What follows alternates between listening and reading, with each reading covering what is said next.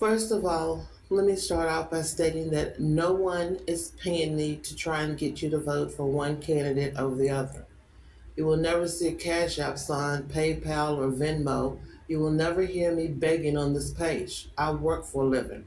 I don't have the time to sit on YouTube every day and post video after video begging for money while claiming to give good content that you should get motivated to pay me for simply sitting on my ass and talking while pretending that I know everything about everything. There are folks who do this for a living, but they're not me. And so, with that having been said, I'll get to what this is about. Why not to vote for Kamala Harris? As California Attorney General, Kamala Harris led a team that fought to keep more black people imprisoned so they could fight wildfires. It began when federal courts ruled that California prisons were overcrowded. Staff attorneys in Harris's office said releasing low-level offenders more quickly would deplete a workforce that California relies on to suppress wildfires. Harris later reversed that position, saying her staff attorneys had made the argument without her knowledge, when even that was a lie. Kamala Harris had no problem sending black men and black women to fight wildfires simply because she refused to release low-level offenders when they would serve the purpose of protecting white folks' shit from burning down in California. Now, if whites want to build in fire-prone areas, that should be their problem. But it should not be the problem of black folks who have been locked up for driving around with some weed in their car or because their children didn't attend school due to homelessness. Ever the expendable ones, us black folks have always been to those who are not black, and that Hindu whore is not black, regardless of who says otherwise. Now, we get some black folks who have been paid by the Democrats to front for them, to tell black folks that our lives would be better off if the Democrats stayed in the Oval Office via that Hindu whore and Tim I Love Illegals waltz. Look at the state of your wallet or purse and tell me that you have been better off for having a senile vegetable and a Hindu whore inside the White House. Look around you at the chaos, pandemonium, and outright bedlam those who have caused with their fucked up policies. Illegal migrants have crossed over the southern border by the millions and are being given carte blanche by the Democrats. In fact, Joe Senile Vegetable Biden stated, and these are his words while on a Zoom call with so-called civil rights leaders, and I quote, "By 2040, this country is going to be minority white European. You hear me? Minority white European, and you guys are going to have to start working with Hispanics who make up a larger portion of the population than y'all do." End of quote. Now that's Joe Biden.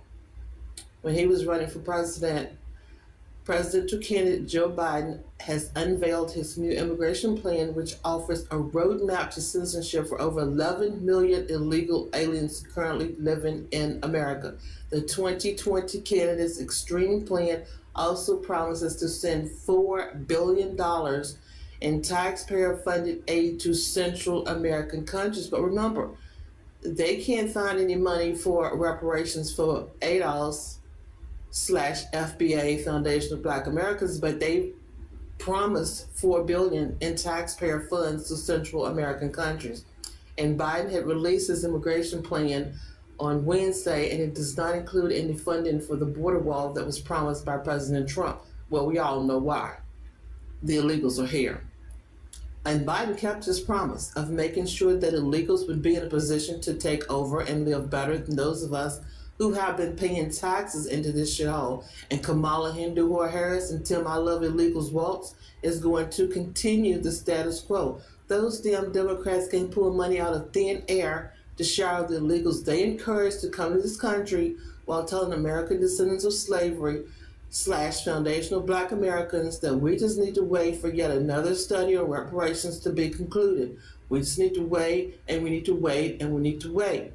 But instantly, money was put on the table to put illegals up in luxury hotels in New York City, luxurious hotels.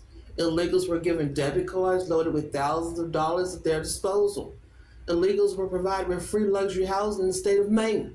And those folks up there screeching about that, about how homeless people and homeless veterans have been on the streets for decades, but all of a sudden they got a brand new luxury apartment complex up in Maine for the illegals, free, 2 years, and then they don't have to pay 30% of whatever income they get after that. Meanwhile, black people who have been sitting out on the streets homeless for decades and who are still sitting out on the streets are not receiving any help. Veterans who fought for this shithole likewise. But now, all of a sudden, we are to understand that the Democrats care about real and true legal Americans, and that would include black Americans, like hell they do. I told people over 4 years ago not to vote for that senile vegetable and his Hindu whore because they would regret that shit, and I was so damn right. It ain't even fucking funny. But go ahead, do it all over again. And believe me, the little change you have jingling in your wallet or purse, you won't even be left with that. Inflation is rampant. Rents are skyrocketing with no end in sight. The price shock at the grocery store is insane. We are eating toxins masquerading as food, since if you look closely at the label of garbage in the stores, it's bioengineered, meaning it's not real food. The very air we breathe is poisonous. The water we drink is poisonous, and the garbage we eat is poisonous. And regardless of who you vote for, we are all in for it. But as God is my witness, that Hindu whore will never get my vote, because I know what to expect from the previous damn near 4 years of these failed policies of theirs. We did survive 4 years of Trump, and so why should you fear another Trump presidency? Babylon is collapsing before our very eyes anyway, because this country has failed to do right by the Indians, failed to do right by us, and so it is going to fall. Even the weather is hell bent on helping that along. From fires to floods to tornadoes and hurricanes and earthquakes, just take a look around.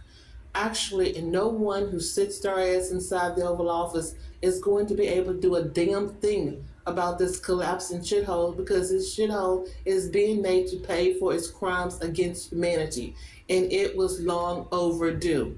Get your money out of stocks, save every dime you can, stop relying on a smartphone to pay for everything, because when the grid finally collapses, and it's about to, you won't be able to buy a bottle of water using the card or that smartphone.